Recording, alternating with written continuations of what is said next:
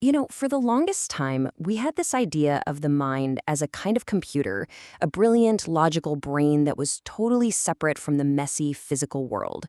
But what if that's, well, completely backwards?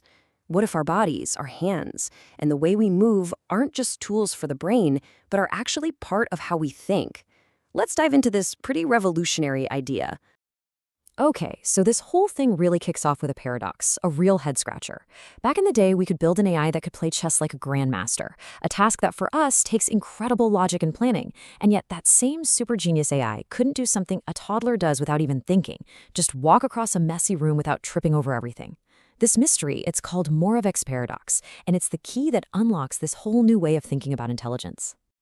So here's our game plan for tackling this mystery. First, we'll get to know that clumsy genius robot and really unpack the paradox.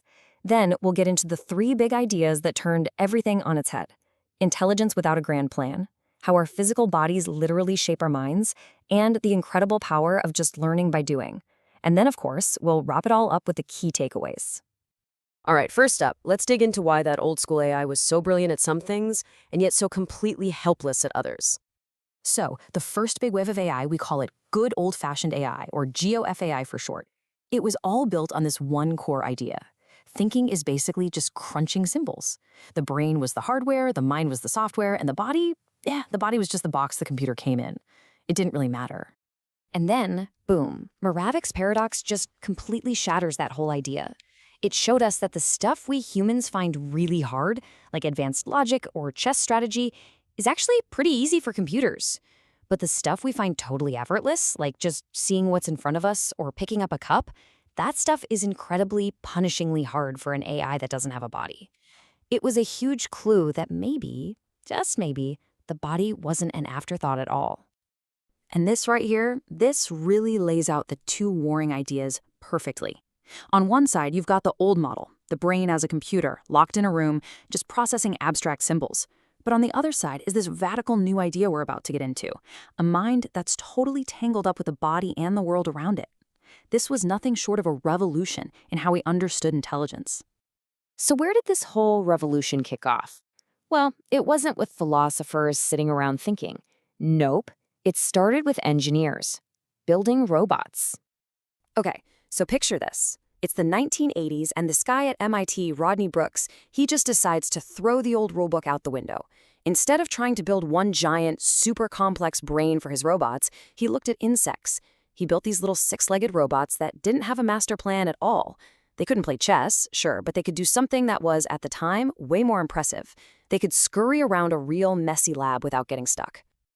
And his whole philosophy, his big idea, can be boiled down to this one killer quote. He argued, why bother trying to build a perfect, detailed map of the entire world inside a robot's head? It's a waste of time. The world is already right there. You can just look at it, sense it, and react to it as you go.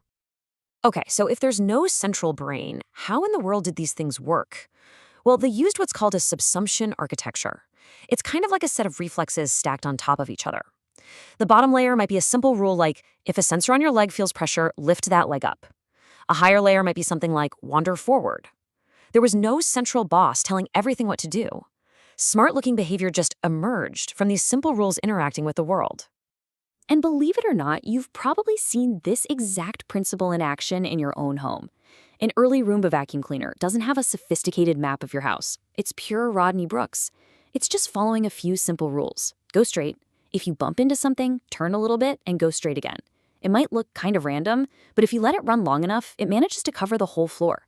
That's intelligence emerging without a grand plan. All right, that leads us perfectly into our second huge idea. We're going to zoom out from robots now and start talking about, well, us. This is the theory of embodied cognition. Embodied cognition is the idea that our thinking isn't this abstract, separate thing.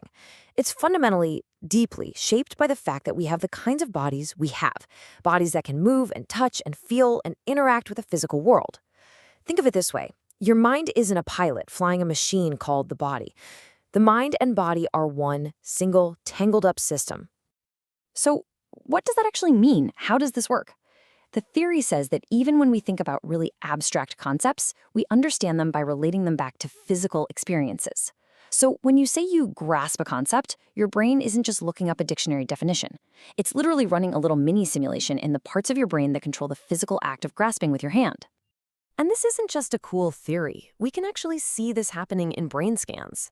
If we put you in an fMRI machine and you're lying perfectly still, and we just say the words, kick the ball, the part of your motor cortex that controls your leg, it lights up. You're not moving a muscle, but the kick part of your brain is firing. Your body is literally part of the thought. Okay, so we've got that intelligence comes from the body interacting with the world.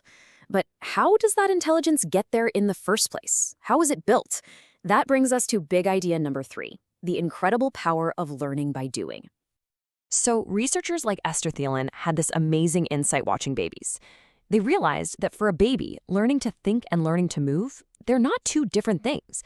They are the exact same process. When a baby is clumsily reaching for a toy, they're not just training their arm muscles. No way. They're learning about distance and gravity and cause and effect. Their mind and their body are growing up together, one clumsy little movement at a time. So you can kind of see how a mind gets built, right? It starts with just simple reflexes. Then, through all that physical exploration, reaching, grabbing, crawling, the baby's brain starts to see patterns. And it's from that huge library of real, physical, sensory experiences that all the fancy stuff, like abstract thought, eventually gets built. And this is so cool because modern robotics has come all the way back around to this idea.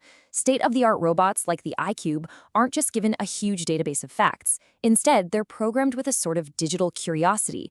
They learn what a ball is the same way a child does, by picking it up, squeezing it, rolling it, and dropping it, building their own understanding of the world from the ground up.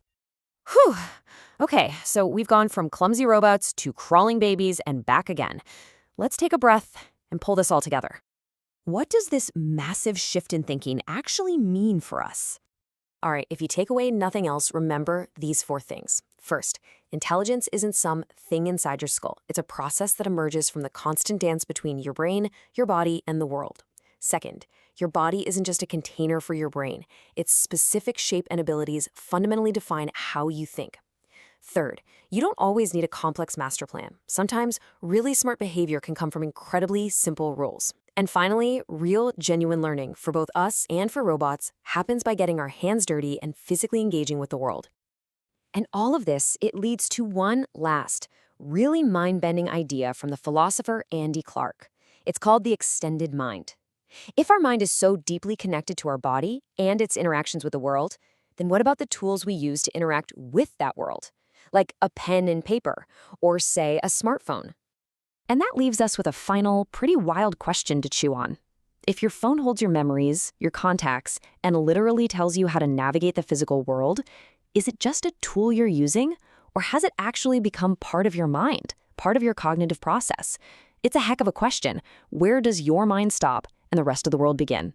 Thanks for joining me.